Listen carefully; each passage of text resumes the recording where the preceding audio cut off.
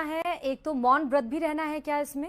एक जाप आपने नहीं बताया कि जी। नहीं, जी। आप मन में पूजा करिए, मौन हम्म। व्रत रखने की जरूरत नहीं है, मन में हम्म। पूजा कर सकते हैं। व्रत कहा जाता है हम्म। वो भी इसलिए क्योंकि ग्रहण के समय कुछ खाना नहीं चाहिए, हमारी फिजिकल बॉडी, हमारा इम्यून सिस्टम स्ट्रांग नहीं है, इसलिए वो पचा नहीं पाएगा उस भोजन को। तो हम्म। खाना नहीं चाहिए, ये साइंस कहता है। और विज्ञान, हमारा ज्योतिष विज्ञान क्या कहता है कि इस समय जो ऊर्जा है वो बहुत नकारात्मक है। हम्म। तो इस समय अगर आप खाओगे तो आप बीमार पड़ जाओगे, हम्म। इसलिए नहीं कहना खाना चाहिए। तो चाहे विज्ञान बात कह रहा हो या ज्योतिष विज्ञान, बात तो वो यही कह रहा है कि हेल्थ प्रॉब्लम आएगी। तो हम्म। इस समय खाना पीना कम कर देना चाहिए। अगर आप गर्भवती हैं, बुजुर्ग हैं, बच्चे हैं, तो उनके लिए मनाही नहीं है। अदरवाइज अगर आप स्वस्थ हैं, हष्ट पुष्ट है, तो आप खाना पीना बंद करके जो 3.5 घंटे का समय है, आप मंत्रों का जाप करिए। मौन रहना चाहते हैं, मौन व्रत रखना चाहते हैं, मौन व्रत रख लीजिए। अदरवाइज मंत्रों का जाप अपने मन में करते रहिए। अच्छा, हम ये कह रहे हैं कि 100 से ज्यादा साल के बाद इस तरह का दुर्लभ संयोग बन रहा है, इस तरह का रेयर संयोग बन रहा है, इसका क्या मतलब है? इससे हम क्या समझे और इसकी क्या महत्वता है? और आगे नहीं, आने वालों में अब जो हम दिन होंगे या साल होंगे, ऐसे फिर से दुर्लभ संयोग कब बन पाएगा?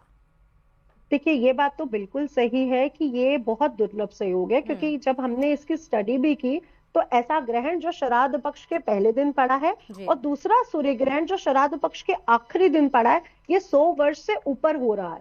और हम्म। ये आगे भी कई वर्षों के बाद है, आई थिंक 65 या 66 वर्षों के बाद ये फिर होगा। लेकिन ये कई समय, बड़े समय का अंतराल के बाद ये हो रहा है। दूसरा श्रुति जी, ये 2025 में जो भी इवेंट्स हो रहे हैं, क्योंकि विक्रम संवत में सूर्य राजा सूर्य मंत्री होना, हमेशा एक प्लैनेट राजा होता है तो एक प्लैनेट मंत्री होता है, हम्म। ये चीज अनोखी थी। गुरु का अतिचारी होना, गुरु जब मार्गी होता है तो शनि रेट्रोग्रेड हो जाता है, वो मार्गी होता है तो वो रेट्रोग्रेड हो जाता है। ये कंडीशन इस समय बनना, नव के नव ग्रह 2025 में चेंज हो जाना, तो हम्म। बहुत सी ऐसी चीजें बनी है जो बहुत अनोखी और अलौकिक भी हैं। अब जैसे चंद्र ग्रहण जो लगा है वो सुंदर, अगर वो वैज्ञानिक नजरों से देखा जाए तो ऐसा ग्रहण बहुत कम देखने को मिलता है। हम्म। लेकिन अगर ज्योतिषीय नजरों से देखा जाए तो ये निगेटिविटी का कारक है, क्योंकि आप देख रहे हैं कि सूर्य की तरंगे चंद्रमा तक पहुंचती है, तभी वो चमकदार होता है, तभी जी। उसमें कोई रोशनी दिखती है। हम्म। और इस समय सूर्य भी केतु के साथ है, उसे भी ग्रहण लगने वाला है कुछ दिन में। तो जो उसकी तरंगे उस तक आ रही हैं, क्या वो अच्छी होंगी? नहीं।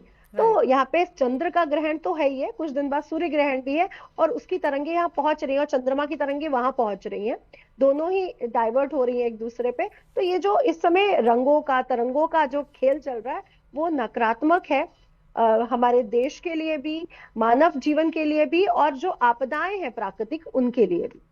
जी। जी। नित्शा जी, हम ये कह रहे हैं कि चंद्र ग्रहण जब समाप्त हो रहा है मध्य रात्रि में 1:26 पे, उसके बाद से घर का शुद्धिकरण, अपने आप का शुद्धिकरण, सामानों का शुद्धिकरण करना चाहिए, लेकिन ये पॉसिबल नहीं है, संभव नहीं है कि मध्य रात्रि में आप घर को धोएं या आप जाकर नहाएं। तो उस समय आप घर को, सामानों को और अपने आप को किस तरह से शुद्ध कर सकते हैं?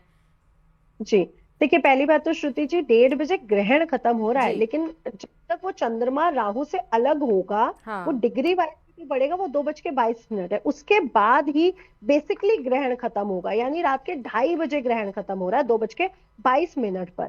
अब देखिए 2:22 भी जो समय है बहुत स्पेशल है, वहां पे भी 222 यानी चंद्रमा की एनर्जी हमें दिख रही है। हम्म। अब अगर आप शुद्धिकरण की बात कर रही हैं, तो देखिए अब कोई स्नान तो नहीं कर सकता, ना ही कोई नदी स्नान में, गंगा सरोवर में भी नहीं जा सकता। बुजुर्ग और हम्म। महिलाएं, बच्चे तो बिल्कुल भी नहीं जा सकते, पुरुष भी रात को नहीं जा सकते। और ये समय इस समय सही भी नहीं है, क्योंकि नकारात्मक ऊर्जाएं 2 बजे के बाद वैसे भी पूर्ण एक्टिवेट हो जाती है। 12 से जो 3 बजे का समय है, ये इस समय नकारात्मक ऊर्जाएं सबसे ज्यादा शक्तिशाली होती है। हम्म। इसलिए आप देखिए ऋषि मुनि कहते थे इस समय तक सो, 3:30 बजे आप लोग उठ जाओ, 3:30 बजे जो भी आप मांगते हो वो पूर्ण होता है। तो हम्म। 3:30 बजे का जो समय है, उसके बाद सारा शुभ समय शुरू हो जाता है, ब्रह्म मुहूर्त आ जाता है, अमृत वेला आ जाती है। इसके पहले का समय जो वो नकारात्मक शक्तियों को प्रदान किया गया है।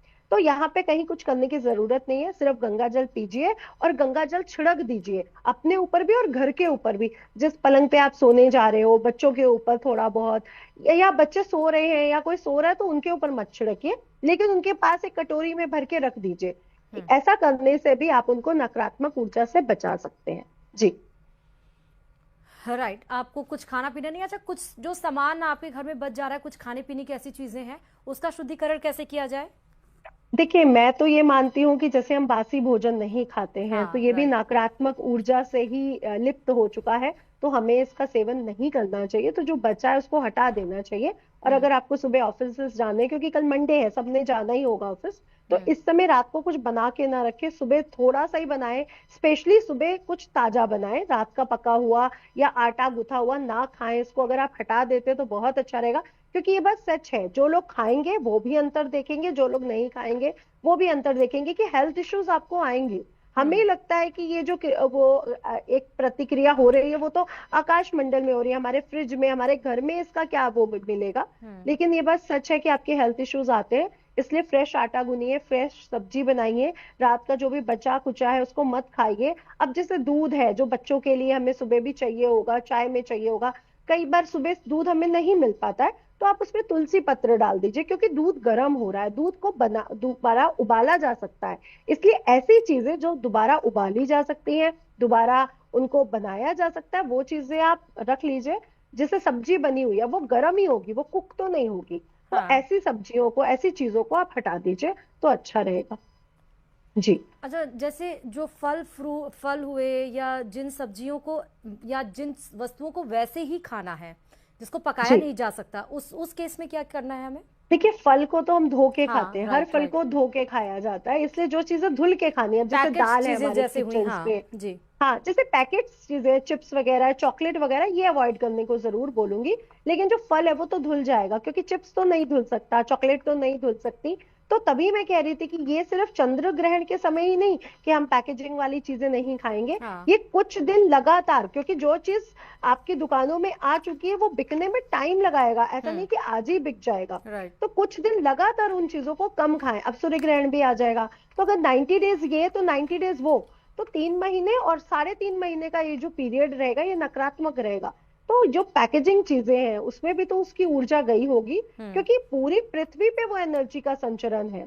अगर कहीं पे चंद्रमा पूर्णमासी के दिन समुद्र में अपने आप ज्वार भाटा आता है, कोई हम लोग लेने नहीं जाते कि पानी की वो कैसा है, या हमारी मानसिक स्थिति बहुत कमजोर हो जाती है। मैंने आपके पहले भी आपसे कहा कि ये तो लोग कमेंट करके बताएंगे कि हमारी मानसिक स्थिति आज बहुत हाई रही या बहुत लो रही। राइट। तो बहुत ज्यादा न्यूट्रल लोग आज फील नहीं करेंगे, क्योंकि चंद्र को ग्रहण लग रहा है, मन को ग्रहण लग रहा है। कोई बहुत ओवर कॉन्फिडेंस में काम करेगा, कोई का किसी का बिल्कुल लो कॉन्फिडेंस हो जाएगा। तो ये हमारी पूरी ऊर्जाओं पर इम्पैक्ट डालता है। तो ऐसे पैकेजिंग फूड नहीं खाने चाहिए। वैसे भी मैं श्राद्ध पक्ष में बाहर के फूड के लिए मना करती हूँ कि बाहर से जितना कमाए उतना अच्छा है, क्योंकि हमारे पितृ इससे नाराज होते हैं, उनको अच्छा नहीं लगता है कि हम उनको बिना ठीक पूछे है। कुछ खा रहे हैं। हाँ जी। ठीक है निशा जी, बहुत शुक्रिया तमाम जानकारी देने के लिए चंद्र ग्रहण पर, क्योंकि चंद्र ग्रहण लग भी चुका है और अलग अलग जगह की हमने आपको वो तस्वीरें भी दिखाई।